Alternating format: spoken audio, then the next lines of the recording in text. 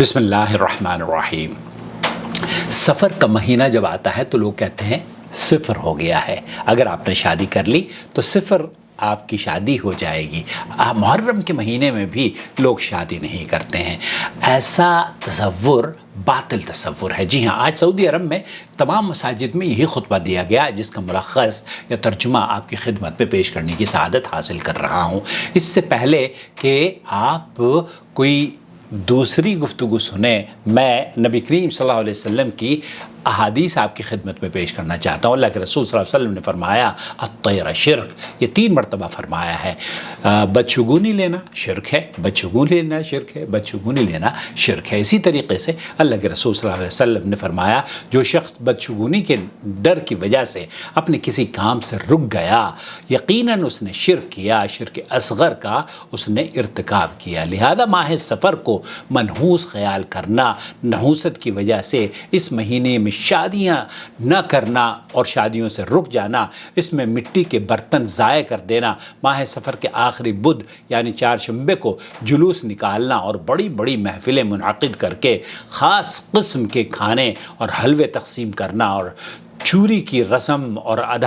بہت ساری چیزیں پکائی جاتی ہیں۔ ہمارے ہاں دہلی میں بھی بہت ساری چیزیں پکتی ہیں، روٹیاں خاص پکتی ہیں۔ تو اس طرح کی جو رسومات ہیں اسلام میں اس کی کوئی حیثیت نہیں ہے۔ اس کے بالکل برعکس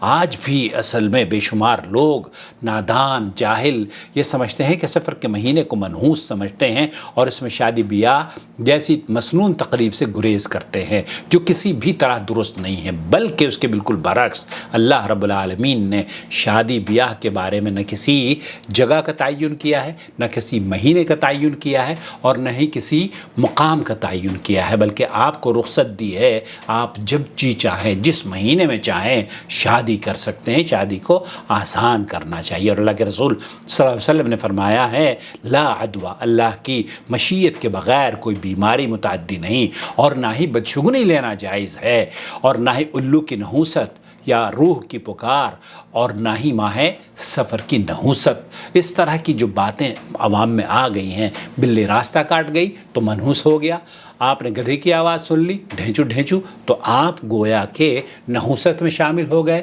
آپ نے آپ کے اوپر سے اگر کوے کی آواز سن لی، آپ نے اگر قرآن کریم میں فضیلت والی آیت پڑھ لی تو مبارک ہے، لیکن اگر آپ نے عذاب والی آیت پر آنکھ پڑی ہے آپ کے قرآن کھول کے تو یہ نحوست، آپ یہ سمجھتے ہیں کہ یہ نحوست ہے، حالانکہ نحوست نام کی کوئی چیز نہیں ہے۔ جیسے کہ آپ نے فرمایا کہ اللہ کے رسول صلی اللہ علیہ وسلم نے فرمایا کہ اس طرح کی باتوں کی کوئی حیثیت نہیں ہے، یہ سب کی سب اللہ کے رسول صلی اللہ علیہ وسلم نے فرمایا جو شخص بدشگونی کی ڈر کی وجہ سے اپنے کسی کام سے رک گیا، یقیناً اس نے شرک اصغر کا ارتکاب کیا۔ اس ماہ مبارک کو یا اس ماہ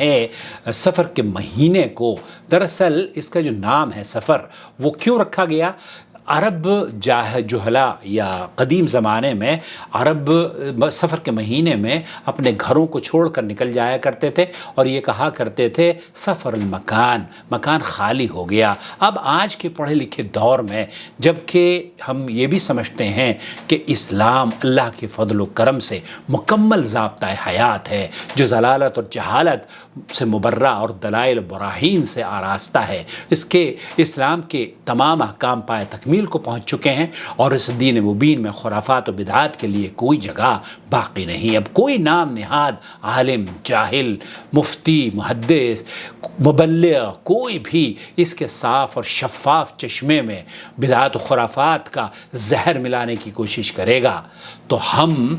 جیسے لوگ، سعودی عرب کو اللہ رب العالمین حفاظت سے رکھے، یہاں امن اور سلامتی رہے، ہر طرح کی نحوست اور ہر طرح کی شرکیات اور بدعات سے ہر جمعے کو لوگوں کو متنبہ کیا جاتا ہے۔ تو آج کا خطبہ اسی بارے میں تھا کہ کوئی بھی نحوست تو شرک ہے، آپ توکل کیجئے اللہ پر اور اللہ رب العالمین آپ کی حفاظت فرمائے گا۔ تو اس ماہ مبارک میں یا کسی بھی مہینے کے آغاز میں یا بیچ میں یا اختتام پر یا رات میں یا دن میں کسی بھی جگہ پر، ایسا نہیں ہے کہ جگہوں کا بھی آپ نے یہاں آپ کسی بھی جگہ آپ نکاح کر سکتے ہیں، شادی کر سکتے ہیں۔ تو ماہ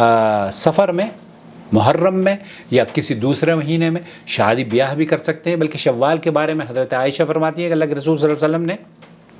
جب اللہ کے رسول صلی اللہ علیہ وسلم کی شادی ہوئی نا تو حضرت عائشہ کی رخصتی بھی اسی شوال میں ہوئی تھی۔ حضرت عائشہ کا مقصد، صحیح مسلم کی روایت ہے، ام المؤمنین فرماتی ہیں کہ رسول اللہ صلی اللہ علیہ وسلم نے مجھ سے شوال میں شادی فرمائی، میری رخصتی بھی شوال میں ہوئی، پھر رسول اکرم صلی اللہ علیہ وسلم کی بیویوں میں مجھ سے زیادہ خوش قسمت کون ہوا کرتی تھی۔ اب شوال کے بارے میں یہ کہا جاتا تھا کہ چونکہ شوال کا مطلب ہوتا ہے لڑائی جھگڑا، مار دھاڑ، اس طرح کی باتیں عام تھی، تو اس کی تردید کے لیے اما عائشہ رضی اللہ تعالیٰ عنہا نے، صحیح مسلم کی یہ روایت ہے، تو کسی بھی مہینے کا تعین یا اس کی فضیلت نہیں ہے، آپ کوئی ممانعت نہیں ہے۔ آپ اگر شادی کرنا چاہتے ہیں تو اس غلط فکر کے خلاف آواز اٹھائیں، شادی بیاہ کریں، شادیوں میں آسانیاں پیدا کریں اور انہیں بدعات اور رسومات سے پاک کر کے سماج میں ایک مثال قائم کریں۔ مجھے امید ہے کہ اس ویڈیو کو دیکھنے کے بعد آپ دوسروں کے ساتھ بھی ضرور شیئر کریں گے اور ہمارے چینل کو پرموٹ کریں تاکہ آپ اس کار خیر کا حصہ بنتے رہیں۔ بہت شکریہ آپ کا۔